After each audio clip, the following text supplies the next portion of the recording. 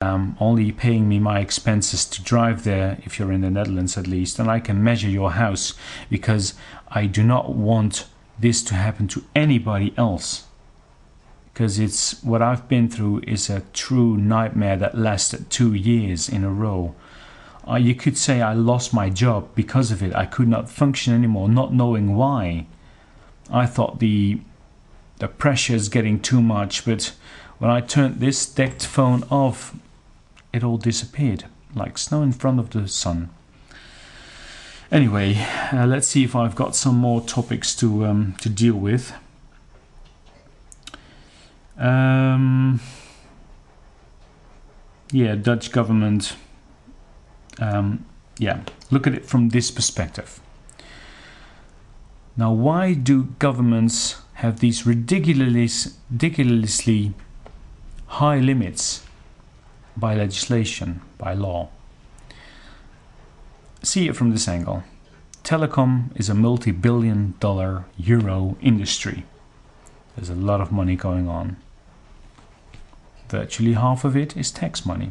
What happens to our government when they would shut down that multi-billion industry? They would lose a lot of income. So they won't, because that would cripple them. What about other governments? Germany seems to be aware of the possible influence. I'm not sure, but out of the top of my head, I think they would not allow anything more than 20 microwatts, if I remember correctly, from what was it, half a year ago when I started, or a year ago when I started to read all these websites. You can look it up. Google your way through electromagnetic radiation, electrosmog perhaps for Dutch people, and you'll find lots of topics. I think there are, I've also read, when I remember correctly, there are relations to mice or rats with tumors that were radiated from close, from like several meters, and exposed. They can't seem to find scientific proof, but they also can't seem to find scientific proof why the brain works like it works, because we simply do not understand the brain. And when we don't understand it, we will never get scientific proof whether this negatively influences us, because we simply don't know where to look for. When is a brain influenced by radiation, and when is it influenced in a certain way not by radiation? If someone's depressed, does it come from radiation, or does it come from the person's psychological experience? Who tells?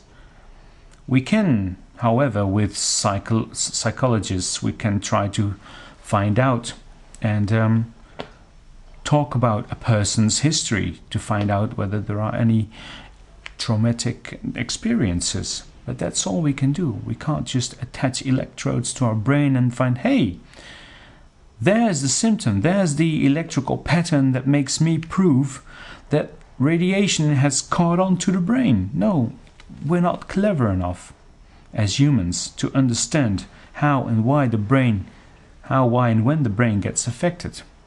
So this whole discussion, the whole arguments and the pros and cons of electromagnetic radiation, and finding proof of influence, negative influence of electromagnetic radiation, simply is useless.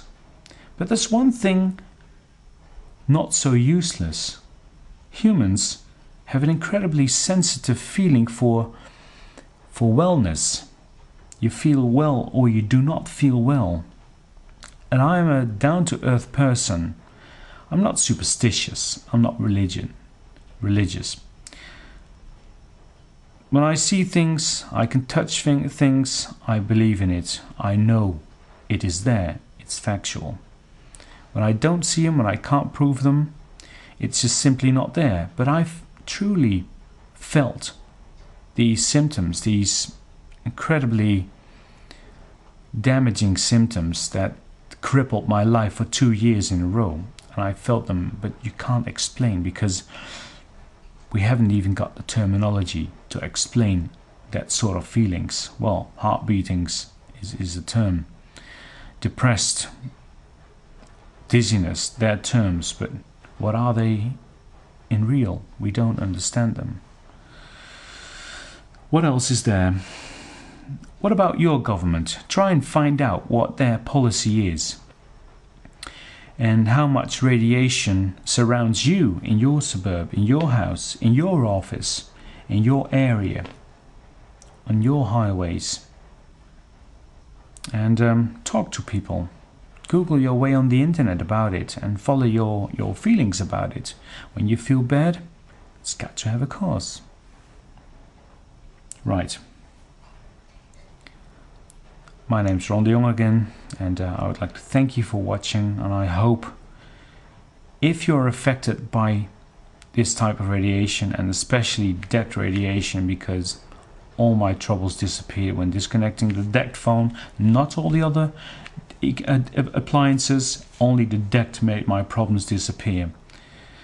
I wish you a lot of luck, and I hope you get well soon. Last but not least, I'm going to demonstrate to you by means of this HF frequency analyzer, this high frequency analyzer, what the effect is of radiation.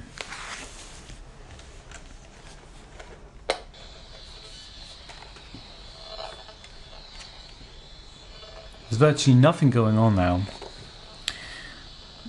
When you listen closely, this sound is the high tone, is the carrier of GSM antennas, and the flickering debris, as I could possibly say it like that, are phone calls made from cellular phones, like in between 10 and 50 meters away, or even 100 meters away.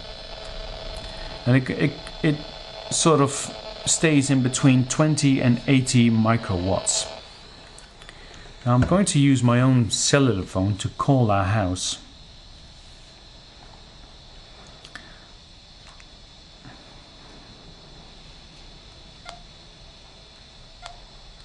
It's calling the landline. There you have it. I've stopped it immediately. It's a lot of noise.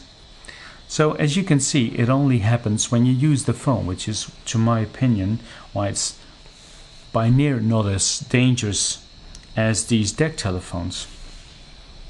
So that's a small demonstration. Now I'm going to power up the DECT station that will communicate with the handset.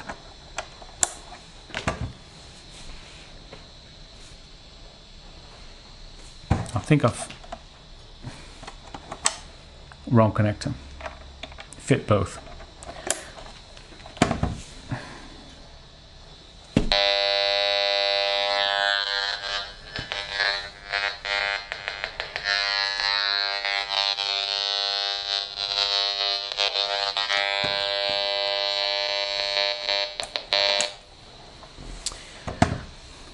And that happens all day long, the entire day, every second, every minute, every hour, every day of the week, every month, every year.